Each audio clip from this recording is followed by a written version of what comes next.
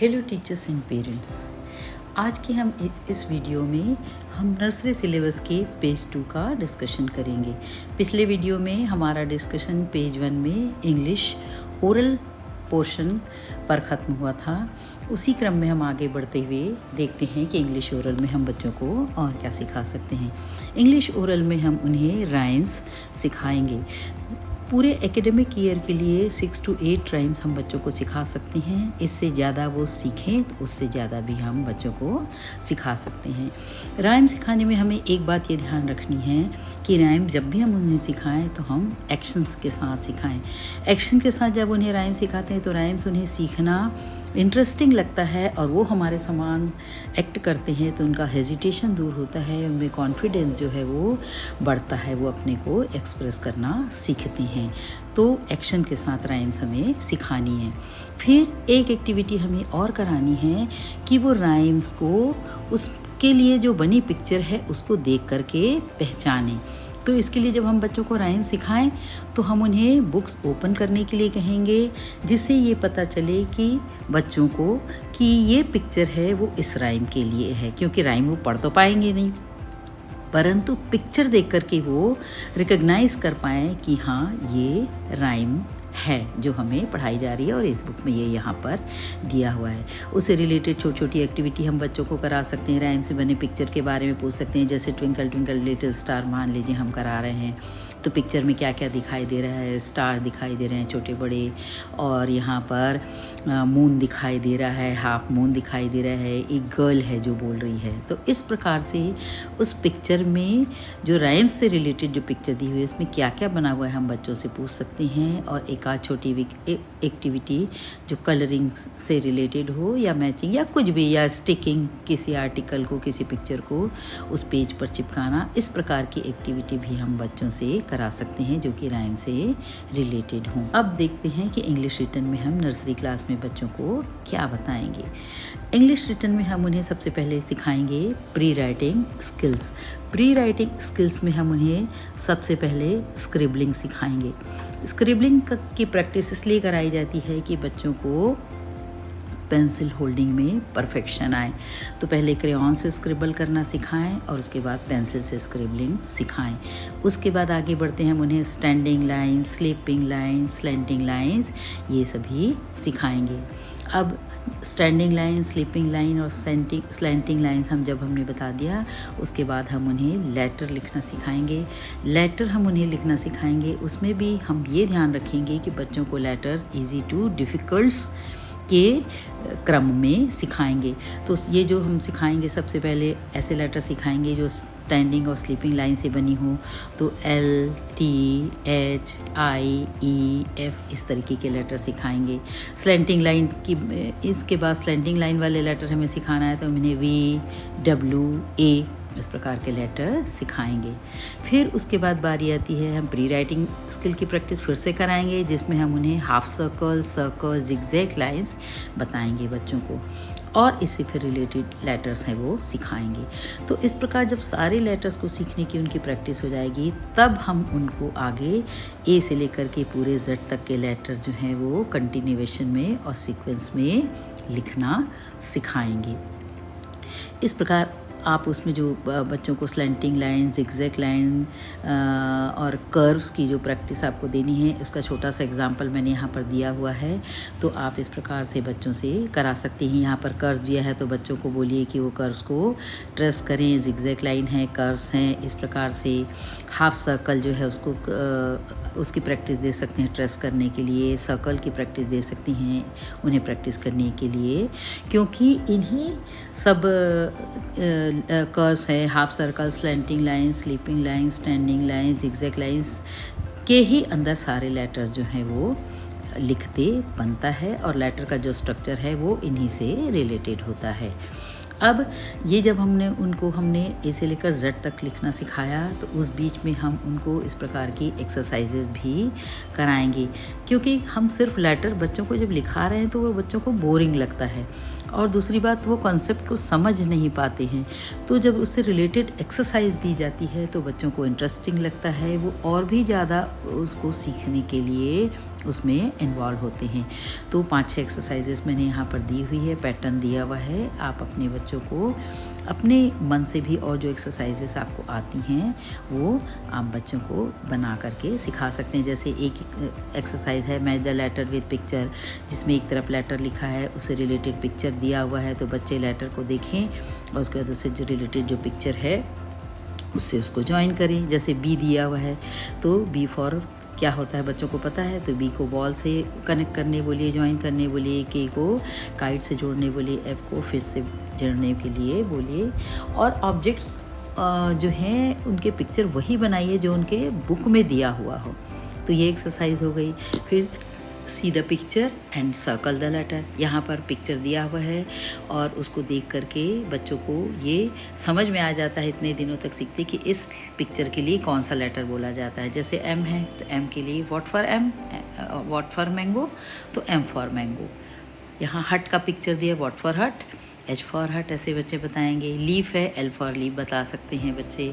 हम जो भी दिया है लीफ आपको ज़रूरी नहीं है कि दें, जो दिया हुआ है आप उनकी बुक में पिक्चर उसी का पिक्चर यहाँ बनाइए और बच्चों से पूछिए। थर्ड एक्सरसाइज है सर्कल ओनली द लेटर। ये लेटर रिकॉग्निशन के लिए, जैसे यहाँ पर लेटर दिया हुआ है डी, अब बच्चों को बोलना है आप इस ग्रुप में डी जहाँ जहाँ बना हुआ है डी लेटर उसको सर्कल कीजिए। इस प्रकार जब इस एक्टिविटी को करेंगे तो इसका स्ट्रक्चर उनके माइंड में सेट होते जाएगा और वो आसानी से लेटर को रिकॉग्नाइज कर पाएंगे। फोर्थ एक्सरसाइज है see the picture and write the letter. फिर बच्चों को उनकी बुक में जो पिक्चर्स दिए हुए हैं लेटर के लिए उनसे रिलेटेड पिक्चर बनाइए और बोलिए कि इन पिक्चर को देख करके उससे रिलेटेड लेटर जो है वो लिखें। जैसे मैंगो दिया है तो यहाँ एम लिखें, फिश दिया है तो एफ लिखें, इस प्रकार से। अब इतना कर लेने के बाद उनको हम मिसिंग लेटर की प्रैक्टिस कराएंगे। मिसिंग लेटर बच्चे तब कर पाएंगे जब वो लेटर ए टू जेड जो है वो सीक्वेंस में बोलना लिखना सीख जाएंगे। तो मिसिंग लेटर हम जब उनको करा रहे हैं तो उनको बोलिए, जैसे यहाँ आप पढ़िए, उनको आप कहें कि वो पढ़ें। यहाँ लिखा है ए के बाद बच्चे बोलेंगे बी तो यहाँ लिखा नहीं है तो बच्चे यहाँ बी लिखें। फिर बी के बाद बारी आती है सी की, सी के बाद आता है डी, यहाँ डी आएगा। डी के बाद आता है ई के बाद एफ लिखना है यहाँ। फिर जी के बाद एच आएगा। इस प्रकार से बच्चे लेटर को, मिसिंग लेटर को लिखें, ये प्रैक्टिस कराएंगे। फिर व्हाट कम्स आफ्टर, जब बच्चे ए टू जेड सीख जाते हैं बोलना और लिखना तो उनको बिल्कुल समझ में आता है कि कौन से लेटर के बाद कौन सा लेटर उन्हें लिखना है। हाँ, परफेक्शन नहीं है तो अगर एफ़ के बाद क्या आता है उन्हें लिखना है तो वो बोलेंगे A B C D E F, फिर उनको याद आएगा अरे एफ़ के बाद तो जी आता है। तो ये प्रैक्टिस वो करते रहेंगे तो धीरे धीरे फिर लेटर को देख के तुरंत ही वो आफ्टर लेटर जो है वो लिख पाएंगे। जैसे एच के बाद आई लिखेंगे, एल के बाद एम लिखेंगे, तो इस प्रकार से। तो ये कुछ एक्सरसाइज है जो मैंने आपको दी, आप इनको देख करके इनसे रिलेटेड और भी अट्रैक्टिव एक्सरसाइज बच्चों के लिए बना सकती हैं जिससे कि उन्हें लिखना अच्छा लगे। बल्कि जैसे क्लास वर्क होमवर्क आपने दिया तो आप 1 पेज मान लीजिए लेटर लिखने के लिए देते हैं तो एक एक्सरसाइज भी ऐसी वाली उनको अवश्य दीजिए जिससे कि उन्हें लिखना इंटरेस्टिंग लगे। अब बारी आती है मैथ्स की। तो मैथ्स में हम पहले डिस्कस करेंगे मैथ्स के ओरल पोर्शन में हम क्या बताएंगे। ओरल काउंटिंग उन्हें हम 1 to 50 सिखाएंगे।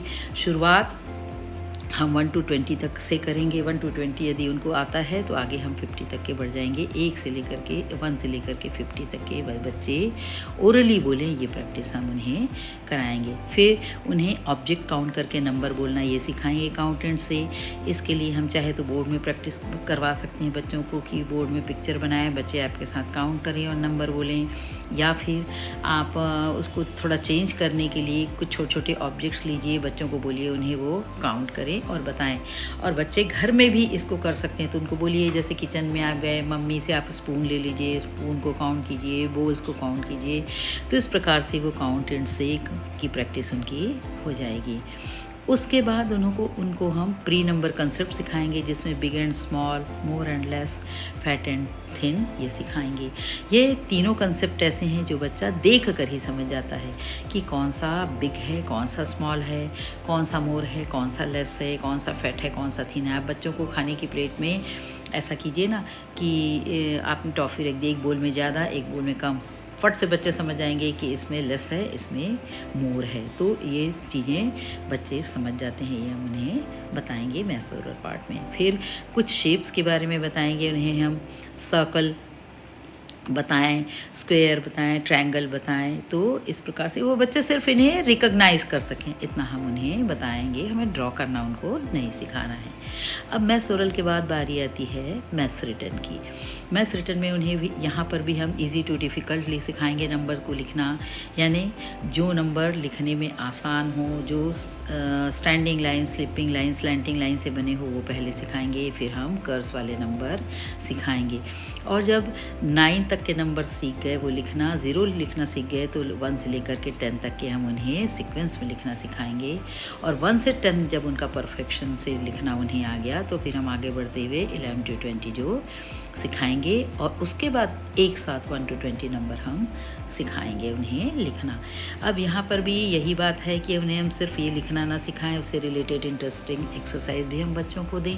तो इसके लिए मैंने एक्सरसाइज के पैटर्न यहाँ बनाए हुए हैं, आप भी इन्हें देख करके बच्चों को के लिए एक्सरसाइज पैटर्न बना सकते हैं, उनकी प्रैक्टिस करवा सकते हैं। जैसे यहाँ पर फ्लावर दिए हैं, बच्चे काउंट करें।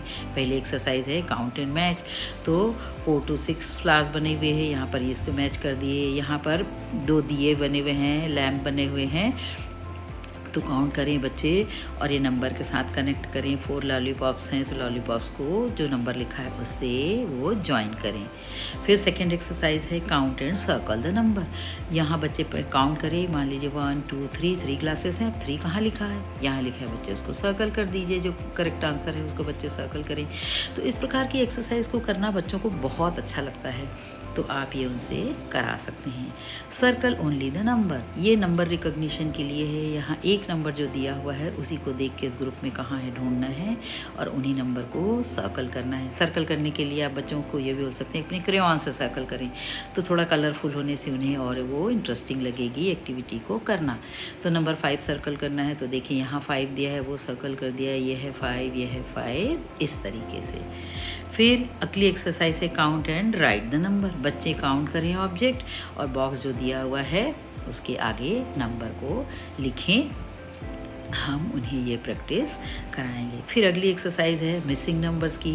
यहाँ पर भी वही बात है, जब नंबर वो पूरे 10 तक के लिखना सीख जाएंगे तो मिसिंग नंबर्स हम 1 to 10 दे सकते हैं। बच्चे 1 के बाद क्या आता है, कौन सा नंबर आता है, 2 आता है, बच्चे 2 लिखें। फिर आगे बोलें 3 के बाद आता है 4, जो नहीं लिखा है उसे हमें यहाँ लिखना है, वो समझें। 4 के बाद 5 के बाद 6 आता है, जो नहीं लिखा है उन्हें लिखना है, ये उसको समझ में आएगा। 6 के बाद 7 के बाद 8। इस तरीके से मिसिंग नंबर जो है से आप लिखवाएं, कराएं, प्रैक्टिस कराएं।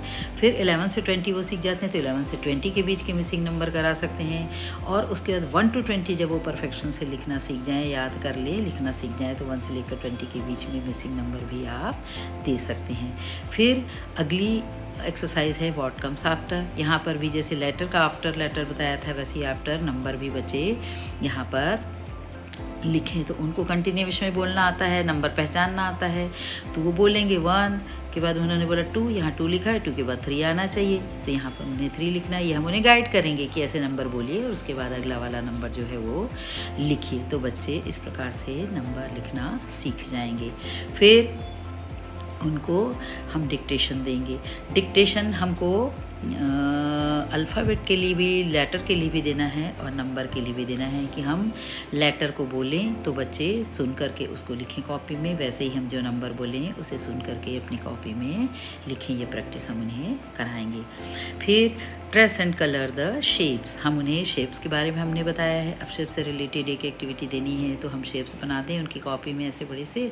बच्चों को बोलिए कि उन्हें ट्रेस करें और उसमें अपनी पसंद के क्रेयॉन से कलर फिल करें। ट्रायंगल दिया है, ट्रायंगल को भी ट्रेस करें। स्क्वायर ट्रेस करें और उसमें अपनी पसंद के कलर के ऑन से फिल करें।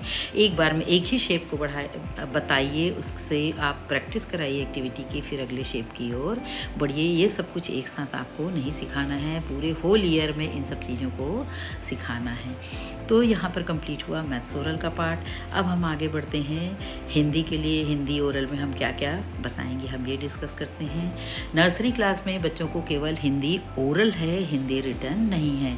तो हिंदी ओरल में सबसे पहले हम उन्हें अ से लेकर के अह तक के स्वर सिखाएंगे। अ से लेकर के अह तक स्वर सिखाने के लिए भी बुक में जो पिक्चर बनी है वो सामने रखें और बच्चों को आपके साथ बोलने बोलिए। आप बोलें उसके पीछे वो बोले, रिपीट करें। अ से अनार, आ से आम, इस प्रकार से। तो टीचर्स एंड पेरेंट्स, यहाँ पर नर्सरी सिलेबस का पेज 2 कंप्लीट हुआ। अब वीडियो मैं ख़त्म करूँगी उसके पहले आप से फिर से यही गुजारिश मेरी होगी कि आप इस सिलेबस से बच्चों को पढ़ाइए, देखिए अपने एक्सपीरियंस आपको क्या हो रहा है वो ज़रूर शेयर कीजिए। तो चलिए अब मिलते हैं नेक्स्ट वीडियो में, जब मैं नर्सरी सिलेबस का पेज 3 आपके साथ लेके आऊँगी डिस्कशन के लिए। तो मिलते हैं अगले वीडियो में। Till then bye.